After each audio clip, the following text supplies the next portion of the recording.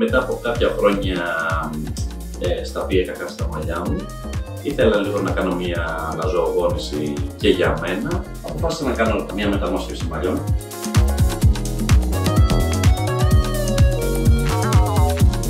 Τελικά όχι μόνο δεν το μετάνιωσα, ήταν ό,τι καλύτερο είχα κάνει στη ζωή μου. Τα αποτελέσματα ήταν πέρα του προϊόντος. Τέτοιο μαλλί μπορώ να πω ότι δεν είχα ούτε όταν ήμουν πιτσιρικάς. Την κλινική anti-agers την προτίμησα γιατί πέρα από συστάσεις και την δουλειά που είδα κατηδίαν, κατευθείαν πίστηκα και έκλεισα το ραντεβού όσο πιο σύντομα γινόταν.